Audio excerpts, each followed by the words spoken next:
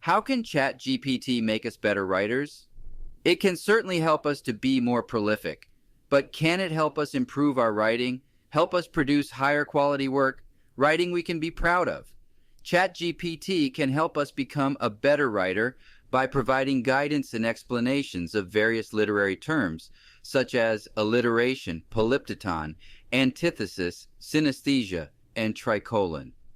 Understanding these terms and incorporating them effectively in our writing can enhance the quality of our work, making it more engaging and expressive.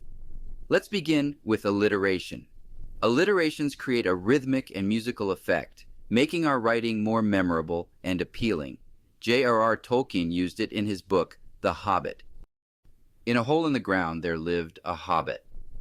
The sentence uses a rhythmic cadence of syllables and the alliterative use of words starting with H to create a memorable quote.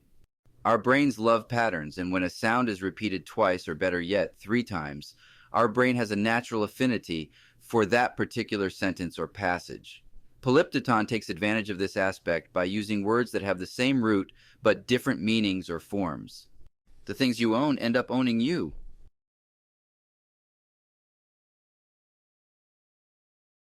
Antithesis is simply the statement of opposites in a single description.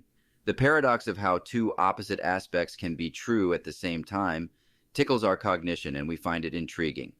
The classic example is from Dickens. It was the best of times, it was the worst of times. Synesthesia is a literary device that describes the blending or merging of different sensory experiences, where one sense is described in terms of another. It is often used in poetry and prose to create vivid, imaginative, and unique descriptions, as well as to evoke a specific mood or atmosphere. Here's an example of synesthesia in literature. Tasting the bittersweet sound of her laughter. In this sentence, the sense of taste, tasting, is used to describe the auditory experience of hearing the sound of laughter. We've already seen how the brain loves to latch on to patterns. Here's another way to tap into that addiction: life, liberty, and the pursuit of happiness. In this sentence, taken from the United States Declaration of Independence, the phrases life, liberty, and the pursuit of happiness form a series of 3 parallel ideas, creating a tricolon. The use of this rhetorical device adds balance, rhythm, and emphasis to the statement, making it more memorable and resonant. Now let's use these in a prompt and see what kind of narrative we get. Gently gliding down the grandiose Nile, the opulent barge of burnished gold gleamed brilliantly beneath the blazing sun. This regal vessel, carrying the captivating queen of the kingdom, traversed the timeless waters on a sacred sojourn to pay homage to Horus, the hallowed hawk-headed deity. As the barge bore the bejeweled monarch, the resplendent river mirrored the majesty of the moment, reflecting and amplifying the awe-inspiring aura of the scene. Aboard the barge, the queen, a vision of elegance and grace, adorned herself in attire befitting the divine ceremony. Arrayed in a gown of glistening gold, her eyes shimmered like sapphires, brimming with the cerulean secrets of the celestial skies. An emerald-encrusted crown, exquisitely crafted, cradled her raven hair, its inky strands dancing in the warm, whispering wind.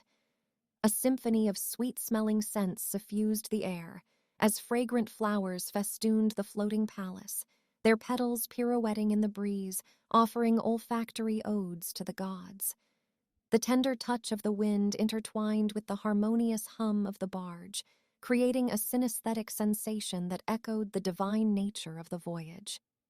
As the golden vessel neared its hallowed destination, a procession of priests clad in pristine white emerged on the shores, their solemn faces etched with anticipation and reverence. They chanted in unison, their voices resonating with the raw power of ancient incantations, invoking the blessings of Horus upon their queen and the land she ruled. In this moment of mystic union, the queen disembarked the barge, her steps measured and majestic, as she prepared to partake in the pivotal ritual. She clasped a golden scepter, a symbol of her sovereignty, and a sacred amulet, a testament to her divine devotion, to present as offerings to the exalted god.